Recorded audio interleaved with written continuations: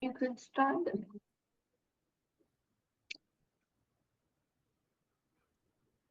Hello, Okay. everyone, and welcome to this Works Live. I'm Parishi Dua, and I'll be moderating today's session. I'm really glad that you've joined us today for this insightful and thought-provoking conversation. In this second part of our webinar series with Juliet Lubbe, we'll be focusing on self-awareness, what it means to really know yourself, why that matters, and how it connects to using your voice with confidence. We'll also explore what makes us feel unsafe and how recognizing our patterns, fears, and strengths helps us build a deeper sense of inner safety. I'm very happy to welcome back Juliet, a business and life coach who's worked with people across industries to help them lead with purpose and clarity. She's seen firsthand how a lack of psychological safety in our early years can shape the way we see ourselves. And that's exactly why she's so passionate about helping young people build that awareness now. Just a quick reminder before we begin, please keep your microphones muted throughout the session. And if you have any questions, feel free to drop them in the chat and we'll get to them at the Q&A at the end. With that, I'll hand it over to Julia. Thank you. Great. Thank you very much, and welcome back to those who were with us last week, and a welcome to those who couldn't join us last week. And last week, I just want to touch, we talked about psychological safety, what it means, feeling safe to actually show up as yourself. For those of you who weren't with us last week, we will have a recording online at Wisdom Works, and we will share that information with you at the end of the presentation. But this week, we're going to step in and zoom into who that self is. Because when we understand how we're wired, everything really does change. So as we talked last week, we spend a lot of time, we spend a lot of time and energy trying to fit in, into the cool group, into being invited to the right crowd, into just being a part of something. But what if the part of you that feels too much or not enough shows its head? These are the actual things that make us most powerful. And one goes, well, how is that actually possible? And you got to think of yourself. Sorry, my touchpad is very sensitive. You've got to think of yourself like a puzzle, but a puzzle that you're still putting together, because we as individuals are very complex. After all, we're human beings. So whilst a computer is logical and it is developed in such a manner to do things, we don't always do that. So we've got strengths, we have stress responses, we all have ways to avoid stuff, the procrastinating and putting it off, and the ways that we cope. And they're all unique to each and every one of us. And the thing is, whilst I say most of us never get handed an instructional manual, actually no one does. And wouldn't it be great if we were to, because it would make our life so much easier. But that is what today is about. And I'm going to be sharing a tool with you that enables you to have a deeper understanding of your own behavioral patterns so that you can actually work with them rather than against them. So we are all wired differently, right? I mean, there is no right or wrong. It's just the way we're made. It's how we show up in the world. And the reality is, whilst we do have certain defaults and behaviors, and especially under stress, we are made up of so many different parts. But it's when we understand our patterns and our defaults, this is where we start to unlock the power. And it ties directly into psychological safety. And the difference is because when we understand our motivators, our whys, we get to own and shift the behavior. So I talked last week about what if your difference is your superpower? We are all different and we all have something to bring to the table. So I'm going to share with you a tool called the Enneagram. It is not a personality profile, quite the opposite. It is a behavioral tool that enables you to understand why you do what you want. And it's a guide to uncovering your core motivations and your fears and your strengths, but most importantly, your superpowers. So I said, we are made up of so many different parts, but just imagine that in more detail. Okay. So you see the circle here, you see that there's 9 different types, and you can see that the lines that interlink to the different ones. But if you consider how a watch is made, and I'm not talking about digital ones, I'm talking about the old-fashioned ones that have cogs that work together. We as people pretty much work like a watch. It needs all of its parts to work together in order to operate effectively, just like we do. So when we talk about the different core types, it's a behavior pattern. It's how we cope. Psychological safety, how we show up. Psychological safety, how we protect ourselves. Psychological safety, and how we try to feel safe or worthy. And these are not who you are, but they're just behaviors of what we've learned. We can grow, shift, and expand them. And I just want to share a brief story with you that when we're born, we're only born with 2 fears. One is the fear of loud noises. If you consider a baby hears a loud noise, they jump, they get a fright. But as an adult, if you hear a loud noise, we also jump and get a fright. And the only other fear that we're born either with or without is the fear of heights, interestingly enough. Those of you who have a fear of heights will understand what that means, but others just don't have. And the reason I'm sharing this with you is because it's important to understand that everything else is learned behavior. So we can actually go back, we can grow and shift them and expand them and improve on them. So when we talk about the Enneagram, we all of us have defaults. How we show up when we are stressed, how we show up when we are happy, how we show up when we are put under pressure. So I'm just going to talk you through one by one what those various different core types look like in terms of your default behaviors. And I'm sure you all know someone who is, for example, the achiever, the competitive achiever. That's your number 3. We'll get to that. That's a person that has to always outshine the rest. Sorry. They have to be the best. They have to do better than anybody else, and they will go out of their way to be the best.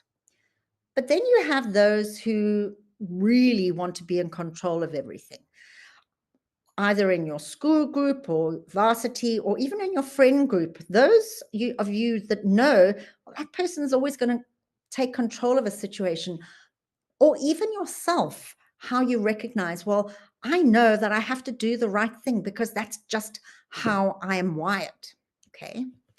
So I'm going to talk you through, because the beauty in each one of them is when we talk about our superpower. So our type 1 is the perfectionist. This is the individual who strives to do what's right, to follow the rules, to be responsible.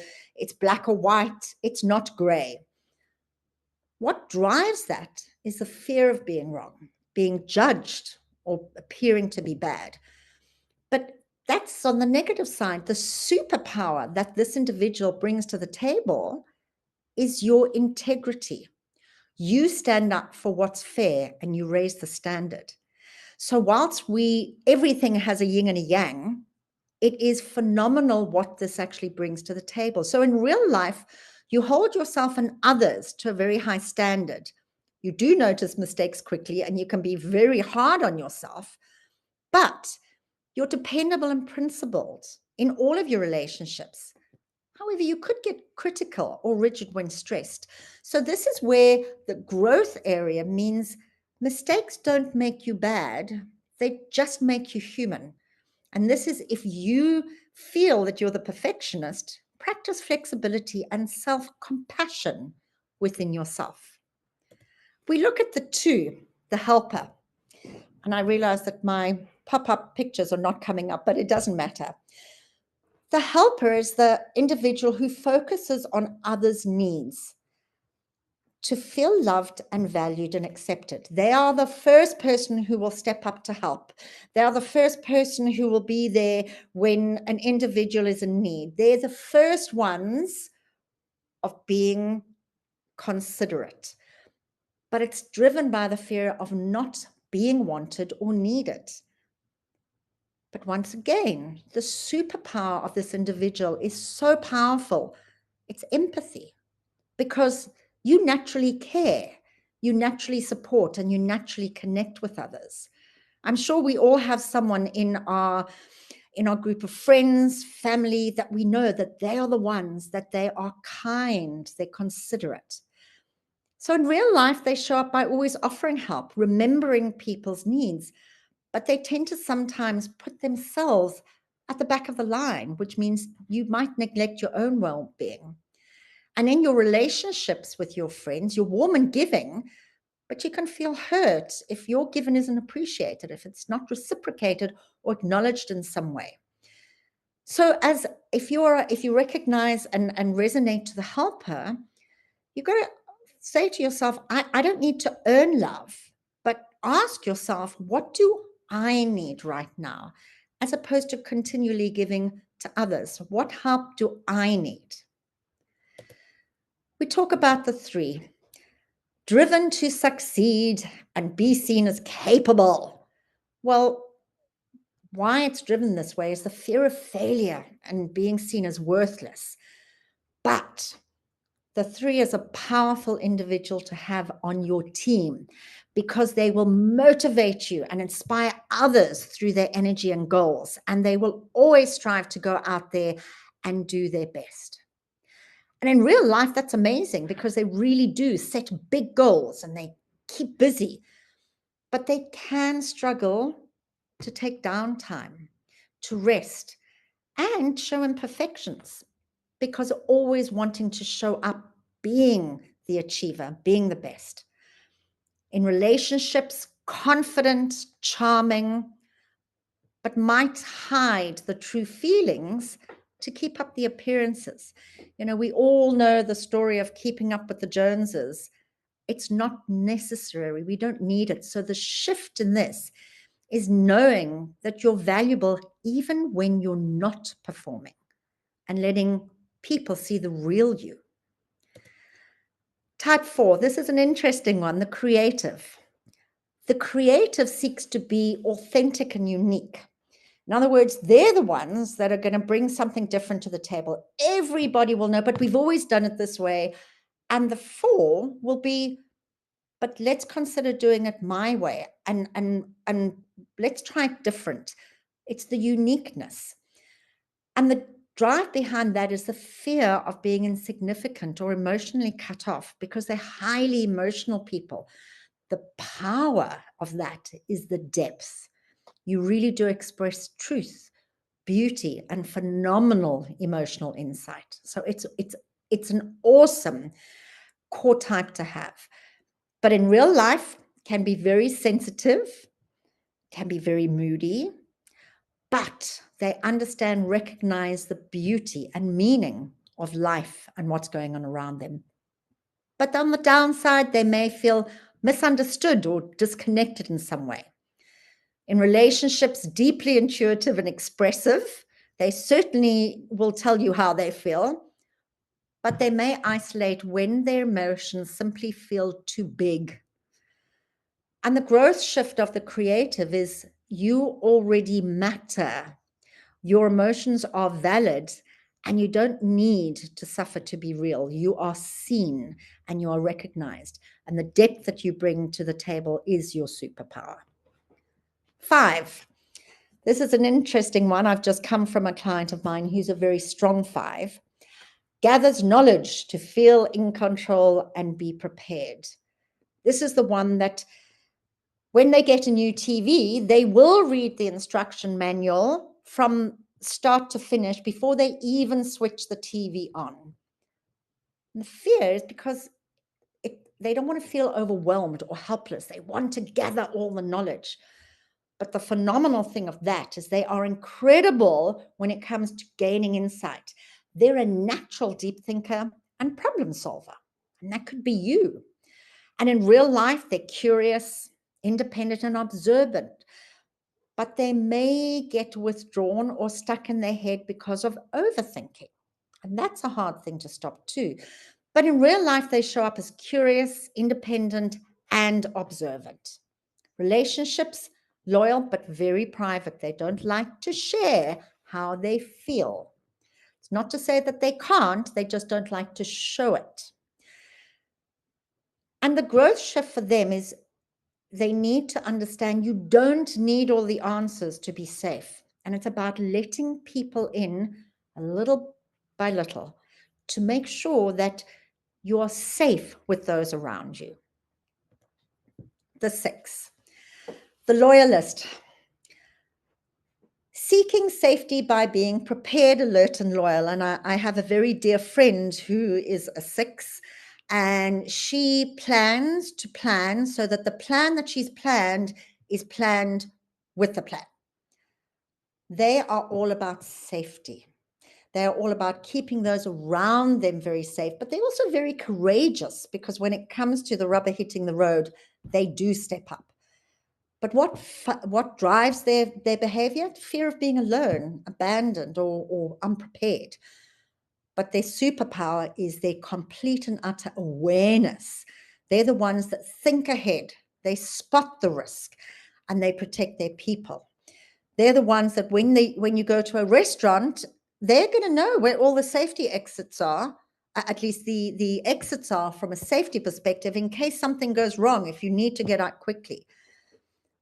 They question everything in life, and they stick with the safe options. In other words, they're more risk averse than others, but they can overthink their decisions.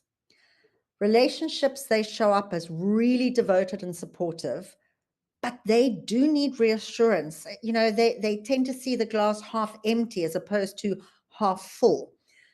And the growth shift for the 6 is you really are stronger than your fear. To trust your instincts and to breathe, to step into the courageous individual that you can be. The visionary, their core behavior is avoids pain by staying busy, upbeat, and excited. They don't like sitting in the pain. They don't like to have to deal with the emotion of pain. And the driver behind that is because they fear being trapped or bored and in emotional discomfort. And it's quite interesting because a lot of time they don't like dealing with conflict, albeit that their optimism and the creative and their energy and the idea of possibility is what brings the superpower. They're the big ideas. They're the big thinkers. They're the ones that will be leading the conga line at a party, or at least being the ones who's driving the team. We got this, guys. We can win. But in real life, they juggle a lot of different things. They're constantly at juggling. That said, they avoid conflict, and they really do struggle to sit with tough emotions. In relationships, fun and engaging, but can avoid depth or tough talks. So the growth shift for a 7 is to understand that joy is real, but so is sadness, because the reality is we can't have one without the other. It's the yin and it's the yang. It's the good and the bad, the up and the down. And so if you see yourself as a visionary, you need to stay present even when it's hard. Just got 2 more to go. The 8, the controller. They protect themselves by being strong, bold, and in control, as it says. And they hate being controlled. They hate showing up as being weak or betrayed. But their amazing superpower is the strength that they have, because they will stand up for others. They will lead with courage. They will protect those in life. And in real life, they show up as being confident, very direct. They don't like to be told what to do, but trust me, they'll be there for you when you need them. They're fiercely loyal, but will struggle to show vulnerability. So their growth shift is to let their guard down, because power doesn't mean pushing. It can mean protecting with love and gentleness and kindness and being softer, being vulnerable. And then we have the 9, the peacemaker. This is the individual whose behavior shows up as avoiding conflict by keeping things calm and going with the flow. They fear conflict, disconnection, or being overlooked. But their superpower is peace. They bring calm. They bring balance. They bring presence and unity to the people around you. In real life, they're very easygoing. They're agreeable. They're really nice people, but they may suppress their own needs or opinions to defer to others. In relationships, supporting and accepting, but they may go along in order to get along. Okay. So their growth shift is your voice matters. Speak up, say your piece, even if it rocks the boat a little, because they too really don't enjoy conflict. So the reason I've shared these with you is because in our life, we need to be aware of what our defaults are. It's all about the balance. I mean, if we look at the silly picture, it doesn't seem real that that could actually be balanced, but it can be. And all these different parts, and it's the awareness of self is what our baseline is. And so how do we build it from there? When I talk about how it shows up in real life, I want to give you a couple of examples. So I've talked you through the various different basic Enneagram types. And as I've said, and I will reiterate again, it's not a personality. It's just a tool to give you examples of how you show up. And it is a very, very in-depth tool when used effectively. But let me ask you who are attending, if you're the one always keeping the peace, which we talked through was the 9, the adaptive peacemaker, you might feel like you're always avoiding the conflict, but in actual fact, you're the calming force that brings balance in what could be a conflict situation. If you push yourself really hard to succeed and you might feel you're never good enough, it's because you're deeply driven, because you strive to do better and to achieve.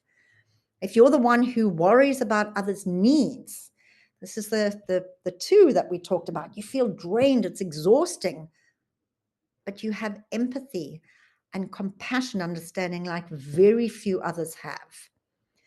And if you're the one that asks a million questions, you think, oh, I'm overthinking this because I need to have all the answers. But in actual fact, means you're a natural problem solver. And if you're the one that rebels when people try to box you in, or you feel, oh God, I know I'm too much, but it actually means you're fiercely independent and you will look after yours. So whether we are aware of it or not, we all have default behaviors, the ways we try to stay safe or feel worthy. And this is where this really does link back to the psychological safety, those defaults where we feel safe. The reality here is when we understand what our defaults are, we can shift from the reacting to the choosing how we respond and the behavior that we can bring to the table when we have that deeper understanding.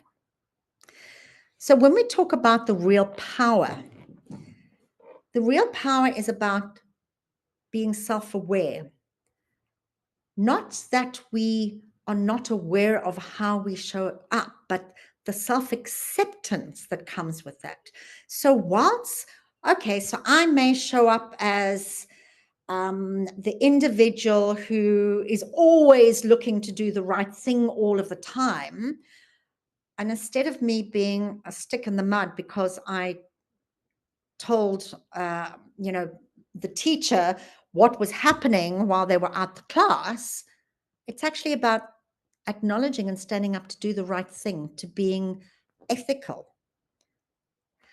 But this all then leads to self-leadership by owning and acknowledging and knowing this is actually your superpower. It leads to the self-leadership. But I come back to the pie. And by the way, I couldn't get 9 parts of the pie into this for some reason, but it's purely an example. Our default is how we show up the most. But it is so critical to understand that we are made up of so much more of that. And the goal is to get to know the other parts of yourself by delving in and understanding the other parts of us and learning to access them in order for us to be able to bring different parts of us to the party and not just our default. It's like when you go out for a pizza. Imagine if somebody arrived and served your pizza, but they had a couple of pieces taken out of it. You'd be quite put out. It's the same with you. We have all these different parts that make us to be who we are. We need to show up with all of them. So whether you're a 1, a 2, a 3, a 4, a 5, a 6, a 7, 8, or a 9, that doesn't matter. It doesn't define who you are. It just gives you an indication of how you show up the most. And understanding how you show up the most is about acknowledging how I am capable. So this is linking back once again to the psychological safety.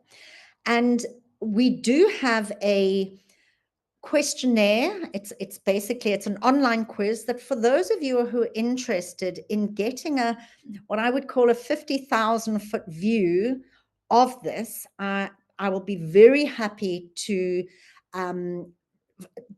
respond to you directly based on what your answers are. But for those of you who want to pursue this further, please feel free to reach out. And online, there is so much information about this, about what your defaults are, about how to access different parts of you that makes up that big pie. And I say again, this is purely a tool. It is one of the ways to be able to identify your safety zone, where you fit in, and your superpower. And it comes back to making sure that you can identify what your difference is that creates your superpower.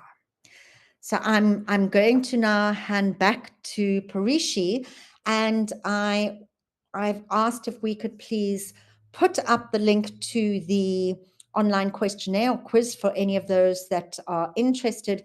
And please, any questions that you may have, anyone who's interested in asking more, I'm available now.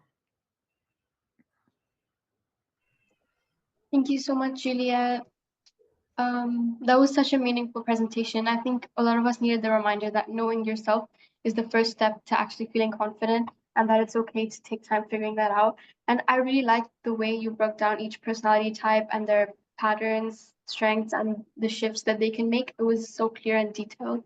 I definitely saw parts of myself in what you shared, and it helped me make sense of things that I did not have words for before. So Absolutely. let's move on to some questions from the audience. Okay, one I received in the chat was, how do we apply personality type knowledge in high stress environments like exams, job interviews, or public speaking? Okay, it's a very good question, and I point out again, this is not a personality thing. This is a behavior. So your behavior when you show up in high stress environments when you go into an exam example. And it's a very good example, because here in South Africa at the moment, schools are broken up, unis as well, but they've all just come through hectic exams, mid-year exams. The matrics have done their prelims, and it is an extremely stressful environment and extremely difficult to navigate, especially as a youngster. So when we talk about the different core types, it's about identifying what your default is likely to do. So if your default is likely to get anxious and nervous, you need to recognize that that is just a feeling. Okay, so we all feel, we all show up action driven, feeling driven, or thinking driven. And when we overthink something, the reality is we need to make sure that we are able to um, enable others to. So I'm so sorry. I'm so sorry. I'm just having to stop the sharing, which we've just done. Okay, my IT guru here is just, thank you so much for that. Okay, sorry. So our default, we need to understand. So what is our default likely to be? Are we likely to get highly anxious and stressed? Are we likely to just put it in a box and put it to one side because we don't like to deal with that feeling? Like a 7, for example. Oh, I study, I'll do it, but they don't like dealing with the feeling, so they're likely to put it to one side. The 2 will likely be asking themselves, this is the considerate helper, oh my goodness, I've helped everybody else. Did I help myself enough? But what it is, it's about saying, okay, are these things factual? In other words, are they true? Are they not true? Or I don't know, in terms of, have I studied enough? Am I as prepared as I can be? And the most important thing here, and this is what I always encourage everybody to do, our default will show up one way. We need to learn the other parts of us that we can bring to the table that brings us the calm. So, for example, a 7 might say, I need to draw on the 5, the quiet specialist. That's the one that drills down into the detail. That's the one that has learned, that's done the work. I need to draw on the 6. They're the ones that have planned. Have I done the planning for this in advance in order to get here? Now, the reality is, when you show up in an exam and you haven't done the work, that's a fact, that's a reality, and you are going to be stressed. But beforehand, if you do the work and you prepare yourself to say, okay, this is how I by default show up, but hang on a second, I have so many other areas that I can access and the superpowers that I can draw on in order to apply and use. I hope that gives some answer that gives clarity. And I will say to others, please feel free to reach out if you have specific challenges that you don't know how to deal with. I can certainly address it. Thank you so much for that explanation. Another great question from the chat was, can our personality type change over time? And if so, how should we adapt our approach to showing up authentically? Okay, so your personality can certainly change, but your behavioral type never will. It's like your DNA. Okay, it's like a fingerprint that's never ever going to change, but your default behavior will be there for life. It's not to say that you cannot improve on everything else. So, and your core type is generally set from something that has happened in your childhood. We all show up differently. Some are confident, some are not. Some are big and bold and out there, and some are controlling, and some are competitive. We're all different, and thank heavens, because that helps us to show up better in the world. Can you imagine if we were all the same? That would be terribly boring. So whilst our behavior does not change, it can be adapted, because this is where we get to choose. Remember, I talked about being able to shift and change the behavior when we become more aware of self. And that is getting to know the different parts of us and the different parts that we have access to. I work with so many different people and they all show up differently. And the Enneagram is something I get them to do at the outset of our coaching because it helps us to fast track. Because whilst I'm showing you at like 100,000-foot view of this, it goes into a lot of detail, but without getting into that, what it does do is it enables us to identify, once again, we are made up of so many different parts. So we can draw on those different parts. So if someone is not confident, they can draw on a part of them that will give them the courage to be more courageous, to step into the other parts of them, because knowing that, and I come back to my first part of the discussion as well, when we talked about psychological safety, we know that stepping out of that comfort zone is uncomfortable, but that's also where the growth comes from. So it's having the courage to say, I'm made up of all these parts. This is my superpower in my default and how I show up the most. But guess what? I can bring everything else to the table. So, and so when we talk about personality, I prefer, if we talk about behavior, absolutely your behavior can change, but your defaults will always be there. That will always be your go-to. But when you become more aware, you can go, pause. I don't have to go to that if it's not going to serve me. I can access so many different parts of me. What is best going to serve me now? Okay. Thank you. Another question from the chat was, what do you avoid at all costs because of your type's core fear? And how does that avoidance cost your personal growth? Sorry, and how does that avoidance? How does that avoidance cost your personal growth? Okay, that's a very good question. Every individual, when they become more aware of how they show up, when they start doing the work, the reality is we tend to have a sense, if we are transparent with ourselves, of knowing what we're good at and what we're not good at, and the areas where we feel we need to grow. What do we avoid the most? Boxing ourselves, putting ourselves into the boxes. And this is what so many of these so-called personality profiling tools do. They box you. We don't need to be boxed. We have so many different parts of us that we can access. And it is about making sure that whilst we understand what our default may be, we don't have to live by those defaults. Okay. So it would be avoiding boxing yourself, allowing yourself to consider other options, and being aware that your default is just a thought process. It's learned behavior for whatever reason. And that often comes, once again, links back to the psychological safety. So what is our default and why? What is our motivation? It's fear of being wrong, fear of being shown up, fear of sitting in the feelings, etc., fear of not being good enough. But it's about saying that is only one part of me. Do not box yourself. And how does that impact in terms of goals? Do the work, learn.